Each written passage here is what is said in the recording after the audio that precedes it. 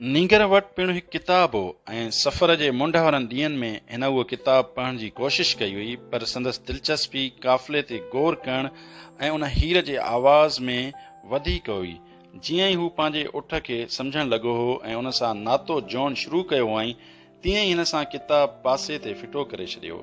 जेतोणीकि नींगर उहो तसवुरु जोड़े छॾियो त हर दफ़े जॾहिं बि हू किताबु खोलींदो त का न का ख़ासि ॻाल्हि सिखंदो, पर हिन उहो सोचियो त हिन वक़्तु हीउ गैर ज़रूरी वज़न आहे। नींगर जे गॾु सफ़र करण वारे हिकु उठ वारे सां दोस्ती थी वई हुई। राति जो जॾहिं हू मच जे चौधारी वेहंदा हुआ त नींगर खेसि पंहिंजी रिढार खे वक़्त जा किस्सा ॿुधाईंदो हो। हिकु दफ़े हुन ॻाल्हि ॿोल जे दौरान खेसि पंहिंजी ज़िंदगीअ जो किस्सो ॿुधायो। आउं अल काहिरा में रहंदो हुउसि। मूं वटि पंहिंजो बाग़ीचो हो, ॿार बच्चा ऐं अहिड़ी आरामदाह ज़िंदगी हुई जेका मुंहिंजे मरण ताईं तब्दील न थी आहे। हिकु साल जॾहिं फ़सुलु तमामु बहितरीनु थियो त असीं मके पा खलिया वियासीं ऐं मूं पंहिंजी ज़िंदगी जो उहो अहम फ़र्ज़ु अदा कयो जंहिंखां पोइ आउं सरहो थी सुकून वारी मौत मरी थी सघियुसि। हिकु ॾींहुं ज़िलज़िलो आयो ऐं नील नदीअ जो पाणी बंदि टोड़े उथली पियो। मूं उहो कॾहिं बि न सोचियो हो त अहिड़ी वेदन मूंसां थींदी। मुंहिंजे पाड़ेसियुनि खे उहो ख़ौफ़ हो त संदन ज़ैतून जा वण उन ॿोॾि में लुड़ी वेंदा। मुंहिंजी ज़ाल उन ॻाल्हि खां ॾिनल हुई त ॿोॾि असांजा ॿार बच्चा बि लोड़े खणी वेंदी। मूं बि उहो ई थी सोचियो त मूं वटि जेकी कुझु आहे सो हाणे तबाह बर्बाद थी वेंदो। ॿोॾि आई ऐं सभु कुझु ख़तमु ऐं वीरान थी वियो। तंहिंखां पोइ मूंखे गुज़ारे लाइ कुझु त करिणो हो, तंहिं करे आउं उठ हलाइण वारो थी वियुसि। पर उन तबाही मूंखे अलाह पाक जे फ़रमान खे सम्झण में मदद कई त जेकॾहिं इंसान जेकी चाहे थो या जेका उन जी घुर्ज आहे उनखे माण जी क़ाबिलियत रखे थो त खेसि कंहिं शइ खां घबराइण जी घुर्ज नाहे। असीं का बि शइ विञाइण खां ख़ौफ़ज़दा था रहूं, पोइ भली उहा ज़िंदगी हुजे या का मिल्कियत या को ॿियो साज़ो सामान, पर उहो ख़ौफ़ तॾहिं जनम वठे थो जॾहिं असीं पाण खे उन ॻाल्हि ते काहिल कयूं था त असांजी ज़िंदगी जी कहाणी ऐं दुनिया जी तारीख़ साॻई कलम सां लिखियल आहे। हिननि जो काफ़िलो कॾहिं त संदन काफ़िलो ॿिए सां थी वञी मिलियो। उन वक़्तु हर कंहिं वटि इहा शइ ज़रूरु हूंदी हुई जेका कंहिं ॿिए जी घुर्ज में हुई। जीअं वाक़ई हर शइ हिकु ई कलम सां लिखी वई हुजे। उठ वारे जॾहिं बाहि जे मच जे चौधारी वेठा थी तॾहिं हू हिक ॿिए खे रेगिस्तान बाबति ऐं उन में ईंदड़ वाचूड़नि जे बाबति वाक़िया ॿुधाईंदा थी रहिया। कंहिं वेले त अजीब ग़रीब क़िस्म जा माण्हू मथे ते पोतड़ा बदल ज़ाहिर थी थिया। उहे अरब बदू हुआ जिन काफ़िले जे रस्तनि जी निगहबानी थी कई ऐं चोरनि ऐं जंगली खूनख्वार कबीलनि जे बाबति इतलाह थी ॾिनो। उहे ख़ामोशी सां अची ख़ामोशी सां ई हलिया थी विया। खेनि कारियूं पोशाकूं पहिरियल हुयूं जिन मां रुॻी संदन अखियूं थी ज़ाहिर थियूं।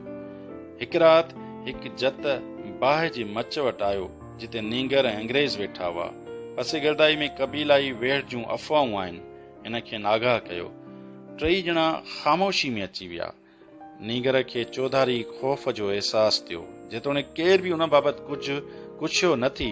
हिकु भेरो ॿीहर उहो लफ़्ज़नि जी बग़ैर ॿोलीअ जो तजुर्बो करे रहियो हो। इहा ई काइनात जी ॿोली। अंग्रेज़ पुछियो त छा असां हाणे ख़तरे में आहियूं? हिकु दफ़ो जॾहिं तव्हां रेगिस्तान में पेर पातो त पोइ वापसी जो को पेचरो न आहे। जत वराणियो ऐं उन हालत में जॾहिं तव्हां पोइते नथा वञी सघो त पोइ अॻिते वधण जे बहितरीन पेचरे जी खोजना कयो। बाक़ी सभु कुझु अलाह ते आहे। हिन पंहिंजी ॻाल्हि उहो ॻुझो लफ़्ज़ लिखियो चवंदे पूरी कई। तव्हांखे काफ़िले ते वधीक ध्यानु ॾियणु घुर्जे। जत जे वञण खां पोइ नींगर अंग्रेज़ खे चयो, असां केतिरा ई वर वकड़ ठाहिया पर असांजी मंज़िल त हिकु ई आहे ऐं तव्हांखे बि दुनिया जे बाबति पढ़णु घुर्जे। अंग्रेज़ खेसि वराणियो, किताब बि साॻे नमूने सां काफ़िलनि वांगुरु ई आहिनि। माण्हू ऐं जानवरनि जा अंबु हाणे तेज़ तेज़ हलणु शुरू थिया। ॾींहं त सदाई ख़ामोशी में ई हुआ, पर हाणे त रातियूं बि ख़ामोशी में पइजी वयूं हुयूं। बाहि जे मच जे चौधारी जेके माण्हू वेही कचहरी कंदा हुआ, हाणे तिन खे बि माठ अची वई हुई। हिकु ॾींहुं काफ़िले जे अॻुवाण उहो फ़ैसिलो कयो हो त हाणे बाहि जो मच न ॿारियो वञे त जीअं काफ़िले जी कंहिंखे बि ख़बर न पवे। मुसाफ़िर सुम्हण महिल सीउ खां बचण लाइ जानवरनि खे दाइरे जी शिकिल में बीहारे विच में सुम्हंदा हुआ ऐं अॻुवाण काफ़िले जी टोलियुनि जी हिफ़ाज़त लाइ हथियारनि सां चौकियूं पिणु लॻायूं थी। हिकु राति अंग्रेज़ खे निंड नथी आई। इन नींगर खे सॾियो ऐं हू हलंदे हलंदे काफ़िले वारी जाइ खां थोरो अॻिते निकिरी आया। पोरन मास जी राति हुई ऐं नींगर अंग्रेज़ खे पंहिंजी ज़िंदगी जी कहाणी बयानु कई। अंग्रेज़ नींगर जे थांवन वारे हट तां हासिल कयल तरक़ी वारी ॻाल्हि खां घणो मुतासिर थियो। उहो ई क़ाइदो आहे जेको हर शइ खे हलाए थो, अंग्रेज़ चयो। इल्मु कीमिया में उनखे दुनिया जो रूह चयो वञे थो। जेकॾहिं तव्हां पंहिंजे दिलो जान सां कंहिं शइ जी तलब कयो था त उन तव्हां दुनिया जे रूह जे वेझो अची वञो था ऐं उहा सदाई खां हिकु मस्बत कुवत आहे।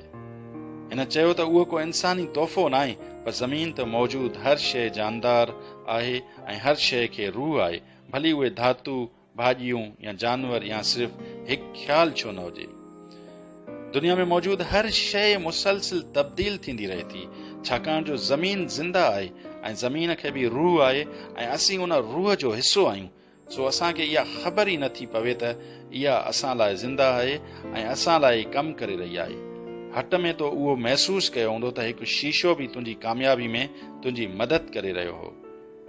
नींगर चंड ऐं वारीअ ॾांहुं ॾिसंदे कुझु देरि लाइ उन बाबति सोचियो पए। मूं काफ़िले खे रेगिस्तान मां गुज़रंदो ॾिठो पए, नींगर चयो। काफ़िले ऐं रेगिस्तान जी बि हिकु ई ॿोली आहे।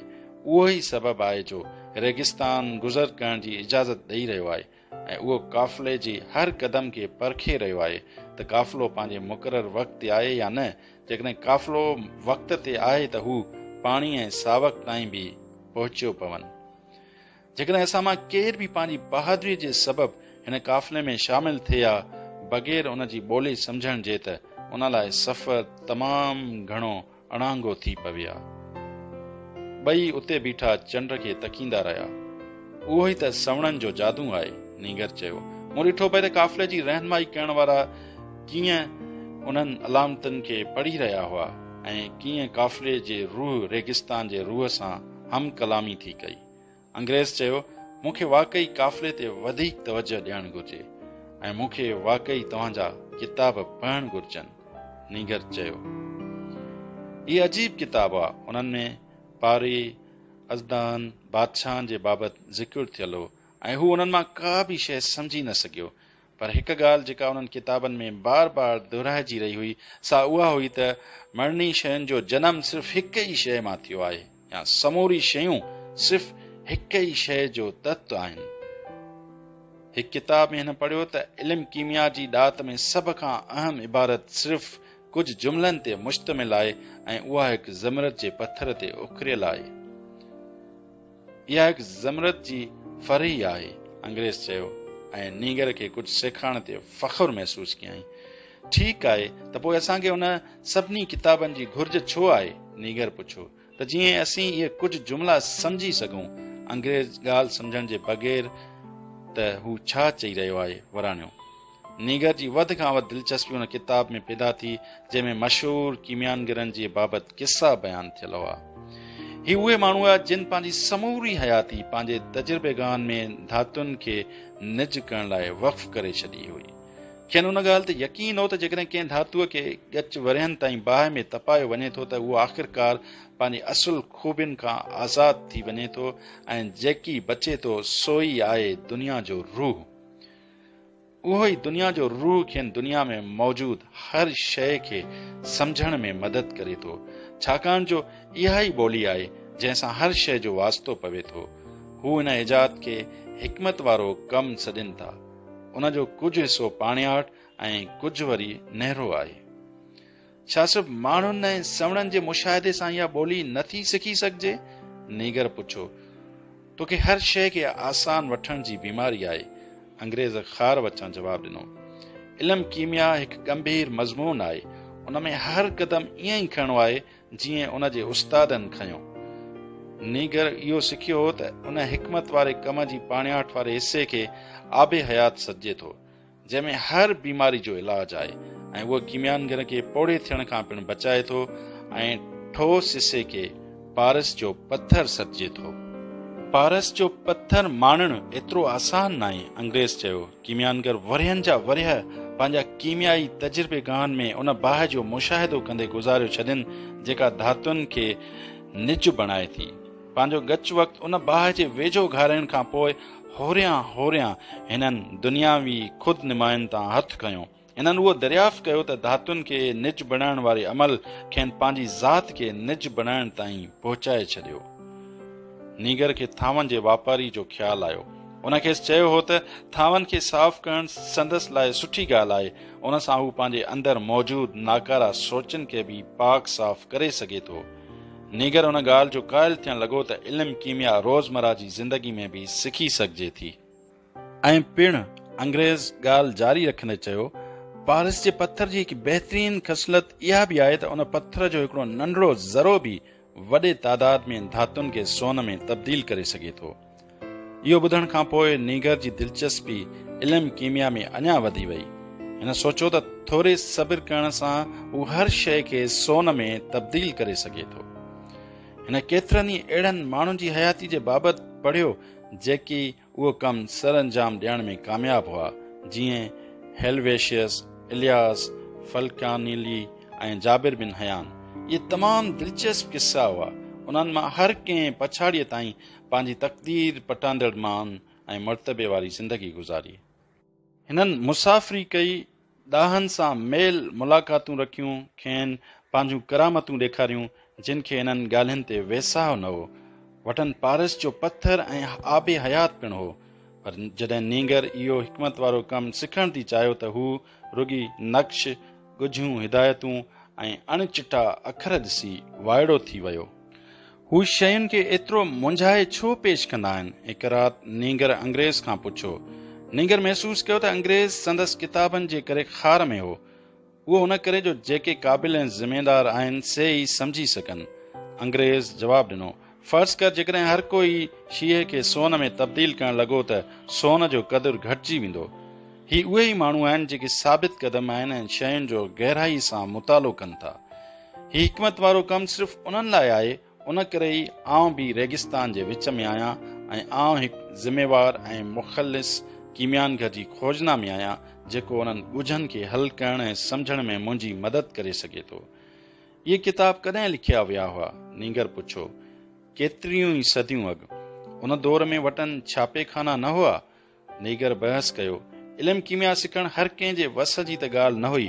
पोइ हिननि छो अहिड़े नक्शनि सां भरियल अजीब ॿोली इस्तेमालु कई?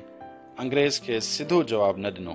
खेसि चयाईं त हू गुज़िरियल कुझु ॾींहंनि खां काफ़िले जे कारोबार ते ध्यानु ॾेई रहियो आहे, पर हू का नई शइ न सिखी सघियो आहे। बसि हिकु ॻाल्हि जंहिं संदसि ध्यानु छिकरायो सा क़बीलाई वेड़ जे अफ़वाहनि जी हुई जेका रोज़ कई थी वई। हिकु ॾींहुं नीगर अंग्रेज़ खे पंहिंजा किताब मोटाया। छा तो उन्हनि मां का शइ सिखी? अंग्रेज़ आंध मांध मंझां पुछो। हिन कंहिंसां थियण वारी वेड़ तां ध्यानु हटाइण लाइ ॻाल्हाइण थी चाहियो। मूं उहो सिखियो त दुनिया खे बि रूह आहे ऐं जेको उन रूह खे सम्झी सघे थो त उहो हर शइ जी ॿोली सम्झी सघे थो। मूं उहो बि सिखियो त केतिरनि ई कीमियानगरनि पंहिंजी तक़दीर हासिल कई ऐं हू दुनिया जे उन रूह, पारस जे पत्थर ऐं आबे हयात खे दरियाफ़्त करण में कामयाब विया। पर उन्हनि सभिनी ॻाल्हियुनि खां अलावा मूं उहो बि सम्झो त ही सभु शयूं निहायत ई आसान आहिनि ऐं खेनि ज़मरत जी फरही ते लिखी सघिजे पियो। अंग्रेज़ संदसि उन ॻाल्हि ते निराज़ थी सोचणु लॻो त संदसि वरहनि जी तहक़ीक़ जादुई निशानियुनि, अजीब लफ़्ज़नि ऐं तजुर्बेगाह में पयल सामान मां कंहिं बि शइ नीगर खे मुतासिर न कयो। संदसि सादे मिज़ाज जे करे ई हू उन्हनि शयुनि खे सम्झी न सघियो आहे। अंग्रेज़ सोचियो ऐं हिन पंहिंजा किताब वापसि थेले में रखिया। हाणे हली काफ़िले ते ई ध्यानु ॾिजे।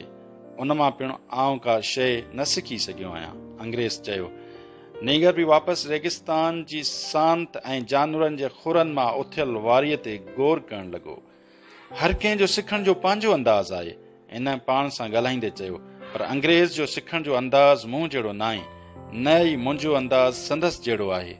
पर असीं ॿई पंहिंजी तक़दीर जी खोजना में आहियूं ऐं उन करे आउं संदसि इज़त कयां थो। काफ़िलो राति ॾींहुं हलणु लॻो। अरबी बदूहनि जी अच वञ बि वधणु लॻी ऐं उहो जत जंहिंजी नीगर सां सुठी दोस्ती थी चुकी हुई चयो त क़बीलाई वेड़ शुरू थी चुकी आहे ऐं जेकॾहिं काफ़िलो कंहिं सावक वारी जॻह ते पहुची वियो त इहा काफ़िले जी ख़ुशकिस्मती थींदी। जानवर बि थकिजी चूर थी पिया हुआ ऐं माण्हुनि जी पाण में ॻाल्हि ॿोल बि घटिजी वई हुई। राति जे वक़्तु इहा सांत तमामु तकलीफ़ ॾींदड़ हुई। उठनि जो थोरो बि कुरकण, जेको अॻ में सिर्फ़ु कुरकण ई हो, हाणे कंहिं हमले जो इशारो बणिजी हर कंहिंखे ख़ौफ़ज़दा करे रहियो हो। पर जतन खे जेतोणीकि उन वेड़ जी ख़तरे जी परवाह न हुई। आउं ज़िंदा आहियां, जत नीगर खे हिकु राति खजी खाईंदे चयो। उन महिल को बाहि जो मच न हो ऐं न को चंड हो। जंहिं घड़ी आउं खाई रहियो आहियां उन घड़ी आउं सिर्फ़ु उन बाबति ई सोचां थो, ऐं जंहिं महिल आउं हली रहियो आहियां हूंदो उन वक़्तु मुंहिंजो ध्यानु हलण ते ई रहे थो। जंहिं ॾींहुं मूंखे विढ़णो पियो त उन ॾींहुं अहिड़ो विढ़बो जो उन जहिड़ो को बहितरीनु ॾींहुं मरण लाइ न हूंदो, छाकाणि जो आउं न पंहिंजे माज़ी में रहां थो ऐं न की पंहिंजे मुस्तक़बिल में। मुंहिंजी दिलचस्पी सिर्फ़ु हाल में आहे। जेकॾहिं तव्हां सदाईं पंहिंजे हाल ते ध्यानु ॾियो था त तव्हां सरहा रहंदव। तव्हां ॾिसंदव त रेगिस्तान में बि जान आहे, आसमान में तारा चमकनि था ऐं क़बीलाई माण्हू विढ़ंदा रहनि था, छाकाणि जो उहे बि इंसानी नस्ल जो हिसो आहिनि। हाल में रहण सां ज़िंदगी तव्हां जे लाइ हिकु सराही जी ॾण जी हैसियत अख़्तियार करे वठे थी, छाकाणि जो ज़िंदगी उहा घड़ी आहे जेका असीं हिन वक़्तु जी रहिया आहियूं। ॿिनि रातिनि खां पोइ जॾहिं नीगर सुम्हण जी तयारी करे रहियो हो त आसमान में उहे तारा ॾिठाई जिन खे तरफ़ ॾिसण लाइ जत हर राति ॾिसंदा हुआ। हिन सोचियो त आकाश मंडल अॻे खां थोरो हेठि लॻी रहियो आहे, छाकाणि जो खेसि उहे तारा हेठि रेगिस्तान ते बि नज़र आया। उते सावक आहे। जत चयो त पोइ ही पाण खे हिन वक़्तु हेॾां न हलणु घुर्जे। नीगर पुछियो, न, छाकाणि जो हिन वक़्तु पाण खे सुम्हणो आहे। नीगर सिज उभरंदे ई सुजाॻ थियो। छा ॾिसे त जिते राति तारा चमकी रहिया हुआ उते ॿिए अंत खजीअ जे वणनि जी कतार हुई, जेके रेगिस्तान में गच पन ताईं पखिड़ियल हुआ। असीं पहुची वियासीं, अंग्रेज़ चयो, जेको पिणु उन वक़्तु सुजाॻ थियो हो। पर नीगर चुप रहो। रेगिस्तान जी सांत खां पोइ हाणे हू उते मौजूदु हो ऐं वणनि खे ॾिसण में महू हो। अहरामन ताईं पहुचण ताईं अञा खेसि मंज़िलियूं लताणियूं हुयूं ऐं हिकु ॾींहुं ही सुबुह बि माज़ी जो हिसो बणिजी हुई। पर उहो त हाल हो, सराही जो ॾण, जीअं जत चयो, ऐं हिन उन लम्हे खे ईअं जीअण चाहियो थी जीअं हू माज़ीअ मां सिखियल सबक़नि ऐं मुस्तक़बिल जे ख्वाबनि सां जी रहियो हो। जेतोणीकि उहो खजी जे वणनि जो नज़ारो बि हिकु ॾींहुं माज़ी जो हिसो बणिजी वेंदो, जेको हिन वक़्तु रहण, खाइण, पीअण ऐं जंग खां बचाए वारी जाइ आहे।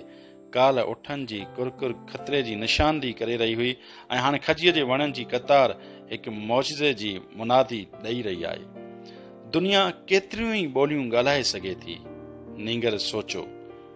वक़्त सां गॾोगॾु काफ़िला बि गुज़रंदा रहनि था। कीमियानगर सवें माण्हुनि ऐं जानवरनि खे नखलिस्तान में पहुचंदे ॾिसी सोचे रहियो हो।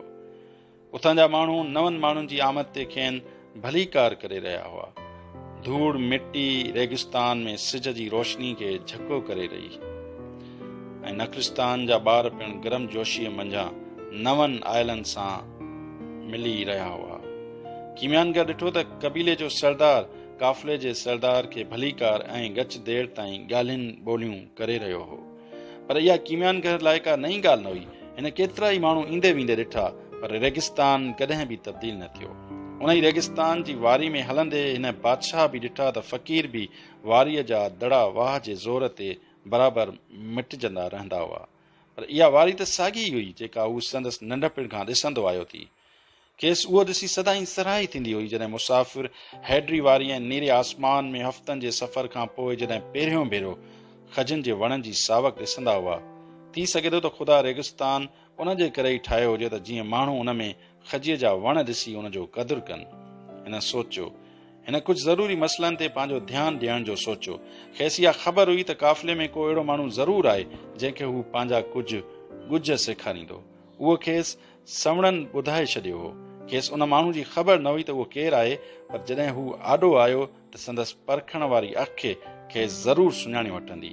खेसि इहा उमेद बि हुई त हू संदसि पहिरियों शागिर्दनि वांगुरु क़ाबिल हूंदो। ख़बर न आहे त अलाए छो हिननि शयुनि जो इज़हार करण लाइ लफ़्ज़नि जी घुर्ज पवे थी। कीमियानगर सोचियो। इहे दरअसल के गुज त न हुआ, छाकाणि जो ख़ुदा पंहिंजा इहे गुज मख़लूक ते तमामु आसान नमूने में चिटा करे छॾिया हुआ। वठसि उन हक़ीक़त जी सिर्फ़ु हिकु वज़ाहत हुई त अहिड़ियुनि ॻाल्हियुनि खे हिक खां ॿिए उन ई तरीक़े सां मुंतकिल कयो वञे, छाकाणि जो उहे शयूं या उहे गुज हिकु निज ज़िंदगीअ मां ठहिया आहिनि ऐं इहा ज़िंदगी तस्वीरुनि ऐं लफ़्ज़नि जे आधार ते नथी हासिल करे सघिजे, छाकाणि जो माण्हू लफ़्ज़नि ऐं तस्वीरुनि में मशगूल थी दुनिया जी ॿोली विसारियो छॾनि।